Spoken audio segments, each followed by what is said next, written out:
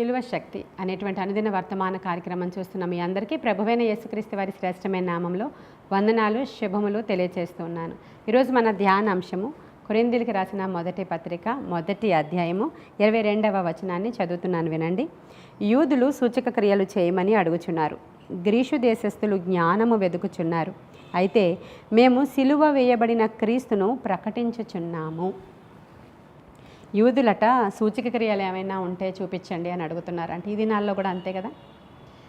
మేము అనేక మంది రోగులను తీసుకొస్తాము, స్వస్థపరచండి, హాస్పిటల్స్కి వెళ్ళి వాళ్ళని లేపండి, ఎవరో ఒకరిద్దరు స్వస్థపరచబడ్డారని ఇలా ఏదో అనేకమైన మాటలు, సూచక క్రియలు కావాలి.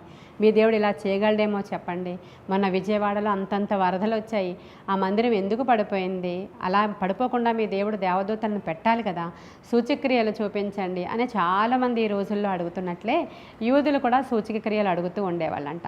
గ్రీసు దేశస్థులేమోని జ్ఞానాన్ని వెతికేవారంట. ఎక్కడైనా ఏదైనా ఒక క్రొత్త విషయం, మనలో చాలామంది కూడా బైబిల్ విషయాలు, బైబిల్లో ఉన్నటువంటి విషయాలు చెప్తే వాళ్ళకి అంత ఇంట్రెస్ట్ ఉండదు. కానీ ఎక్కడెక్కడవో బైబిల్ రిలేటెడ్వి ఏవో, ఎక్కడో ఆ సముద్రంలో అది దొరికింది, ఆ కొండ మీద ఇది దొరికింది, ఆ టర్కీలో నోవహు వాడ శకలాలు దొరికాయని అలాంటి వర్తమానాలు ఎవరైనా చెప్తున్నారనుకోండి, చాలామంది సబ్స్క్రైబ్ అయిపోతారు అక్కడికి. ఎందుకో తెలుసా మీకు? యేసు ఇలా వచ్చారు, మీకు సహనాన్ని నేర్పించాలి, ప్రేమను చూపించాలి, దీనులను ఆదుకోవాలి. నిజమైన ఉపవాసం అంటే తెలుసా మీకు? యెషయా 58లో ఉంది. మీరు ఇలా చేయండి. ఇలాంటి విషయాలు నచ్చవండి. అసలు దేవుడు ఎలాంటి వాడంటే, ఇదిగోండి నోవహు, అక్కడ నోవహు వాడలో ఇలాంటివి దొరికాయి, అదట అక్కడ వండర్ ఉందంట, ఇక్కడ వండర్ ఉందంట, ఇక్కడ ఇది జరిగిందంట, అక్కడ అది జరిగిందంట. అంటే అమ్మో, అక్కడ ఏదో ఎఫెస్ పట్టణంలో ఇది దొరికిందంట, అది దొరికిందంట అంటూ ఉంటే జ్ఞానం అదంతా. కాబట్టి ఎంత నాలెడ్జ్ ఉంది అసలు ఆ పాస్టర్ గారికి అని అనుకుంటూ ఉంటారంట.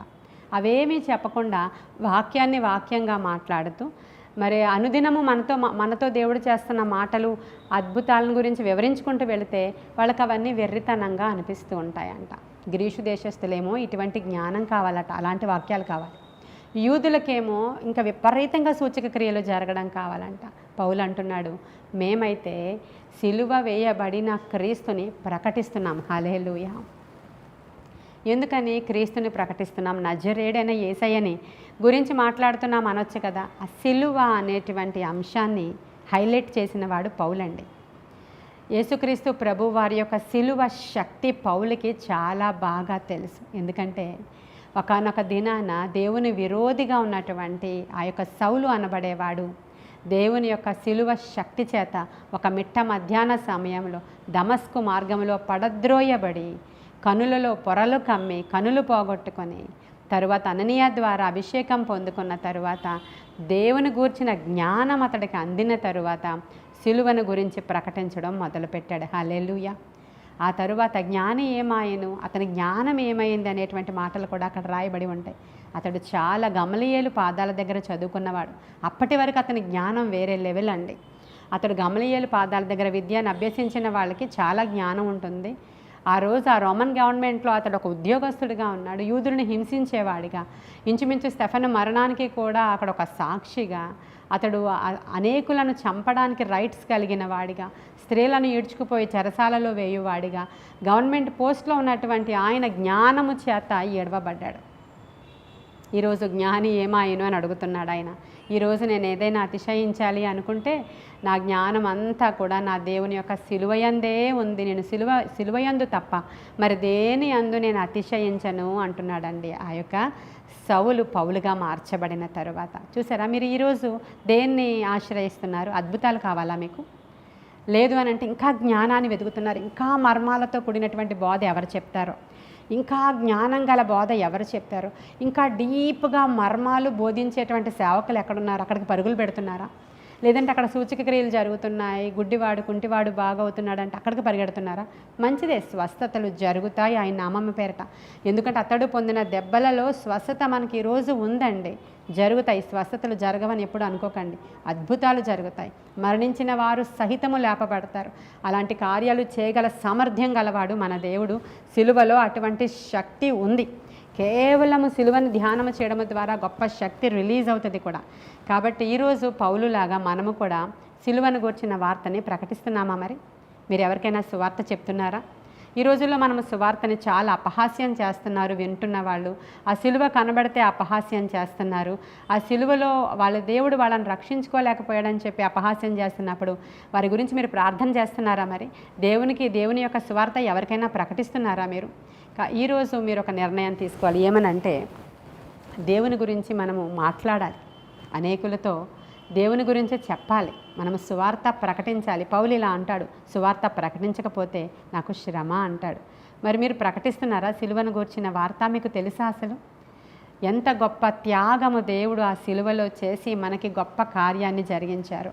ఆ సిలువ త్యాగములో ఉన్నటువంటి శక్తి ఎంత గొప్పదో అనేక సందర్భాలలో మన జీవితంలో అనేకమైనటువంటి విషయాలను ఆలోచించుకుంటే మనకు అర్థమవుతుంది. ఒకసారి మా సంఘంలో మేమంతా ఇక్కడ ఉపవాస ప్రార్థనలు చేస్తూ ఉన్నప్పుడు ఇక్కడ ఉపవాస ప్రార్థనలకు వచ్చేటువంటి ఒక అంటే ఆవిడ పేరు పద్మ గారు.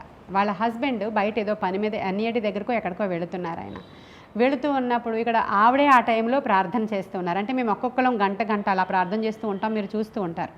ప్రార్థన చేస్తూ ఉన్నప్పుడు సడన్గా ఒక ఫోన్ వచ్చింది. ఆ ఫోన్ ఏంటంటే ఆ హస్బెండ్కి యాక్సిడెంట్ అయ్యింది.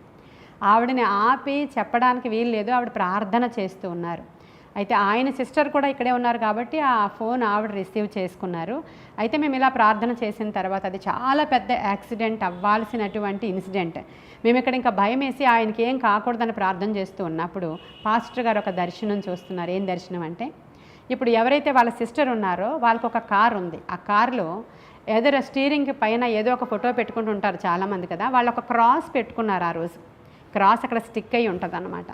అయితే దేవుడు ఆశ్చర్యకరంగా ఎలాంటిది చూపిస్తున్నారంటే, యాక్సిడెంట్ అయ్యింది, ఆయన అక్కడ తల పగిలిపోవాలి క్రింద పడినప్పుడు. కానీ ఏదైతే ఈ ఆయన కారులో వెళ్ళట్లేదు, బండి మీద వెళ్ళారు. ఆయన దగ్గర కార్ లేదు, ఆయన బండి మీద వెళుతూ ఉండగా ఆయనకి యాక్సిడెంట్ అయింది.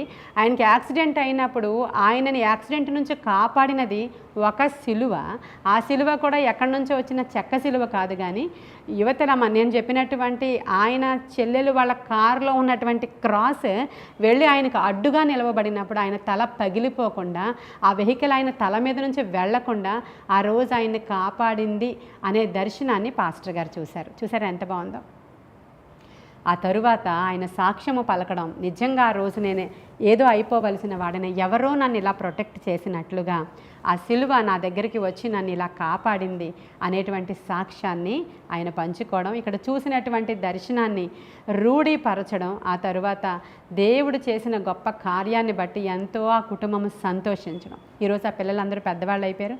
మన కెమెరాల దగ్గర, మన మ్యూజిక్ సిస్టమ్ దగ్గర ఉన్నటువంటి పిల్లలు వాళ్ళే, ఆ పద్మగారి పిల్లలే. ప్రియమైన దేవుని బిడ్డలారా, అంటే దేవుని యొక్క శక్తి, సిలువ యొక్క శక్తి ఎంత గొప్పదో ఈరోజు మీరు అర్థం చేసుకోవాలి.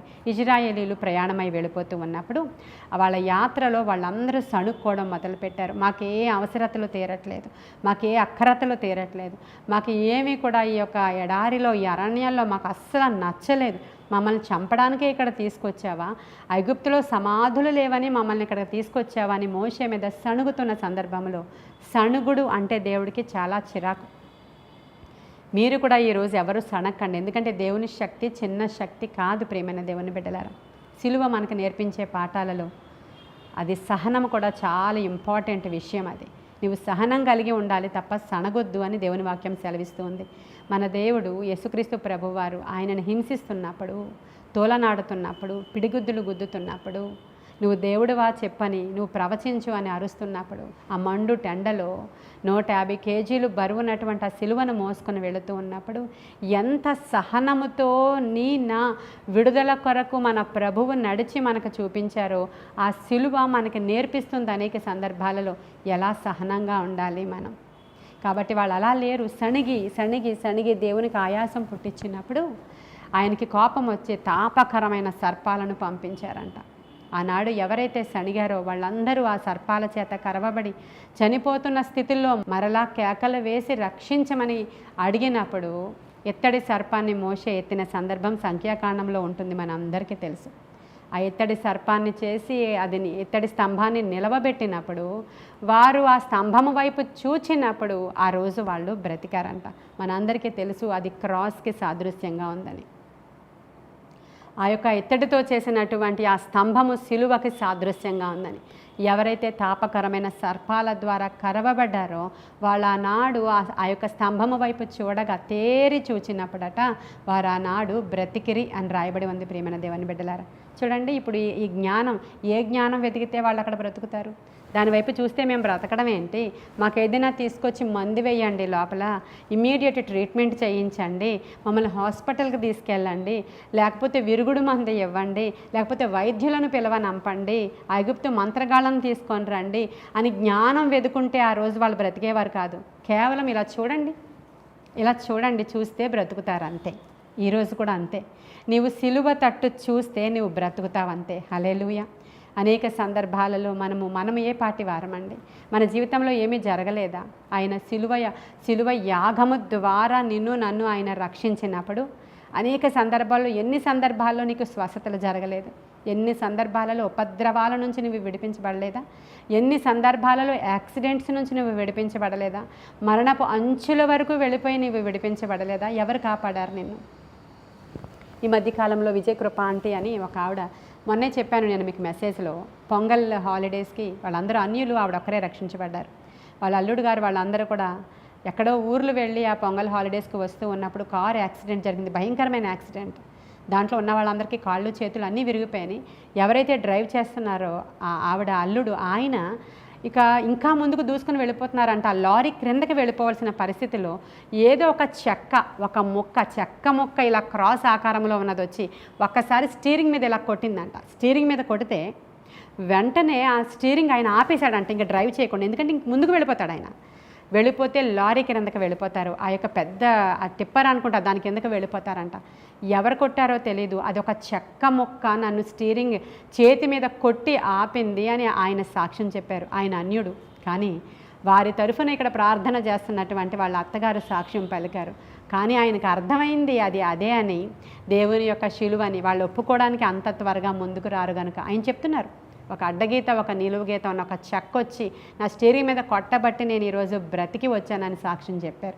చూడండి, జ్ఞాని యొక్క జ్ఞానంతో కూడినది కాదు ప్రియమైన దేవుని బిడ్డలారా. సూచిక క్రియలు, మహత్ కార్యాలు వాటిని వెదకొద్దు, ఆటోమేటిక్గా జరుగుతాయి. ఎందుకంటే నీవు నమ్ముకుంటున్న దేవుడి పేరు ఆశ్చర్యకరుడు. హల్లెలూయా. నీవు ఆయన వాక్యాన్ని నమ్మాలి, ఆయనను నమ్మాలి, దేవుని యొక్క శక్తిని నమ్మాలి, విశ్వాసముతో ముందుకు వెళ్ళాలి. పౌలు చెప్పినట్లుగా మేము సిలువను గూర్చిన వార్తను ప్రకటించేవారము. మరి సువార్తను ప్రకటించడంలో ఉన్న ఆధిక్యత చాలా గొప్పది. కాబట్టి నీకు వీలైనంత మట్టుకు దేవుని యొక్క వార్తను అనేకులకు షేర్ చేసుకోవాలి, విశ్వాసంతో ఉండాలి. కాబట్టి మనం ఈ లోకంలో ఈ టెక్నాలజీతో పాటు ఇంకా ముందుకు వెళ్ళిపోతూ దేవుడే లేడు అనేటువంటి వారంగా ఎంతమాత్రం కూడా మనం ఉండకూడదు. కానీ దేవుని గురించి చెప్పడానికి సిగ్గుపడే వారముగా మనం ఎంతమాత్రం ఉండకూడదు.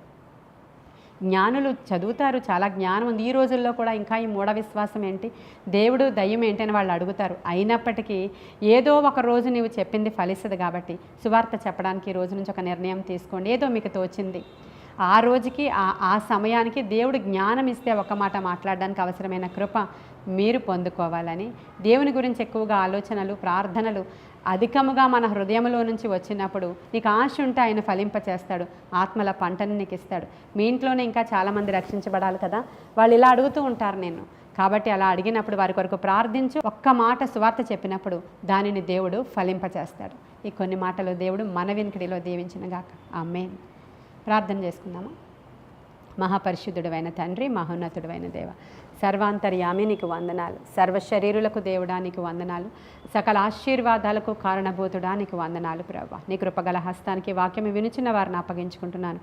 ఈరోజు మా జ్ఞానము గొప్ప గొప్ప ఆశ్చర్యకరమైన సంగతులు వెతకడానికి కాదయ్యా, మా జ్ఞానము క్రొత్త సంగతులు తెలుసుకోవడానికి కాదయ్యా, దేవుని వాక్యాన్ని ధ్యానము చేసుకోవడానికి, సిలువ శక్తిని ఆశ్రయించడానికి అవసరమైన కృప మాకు దయచేయమని నీ కృపగల హస్తానికి వినిన వారందరినీ దీవించండి.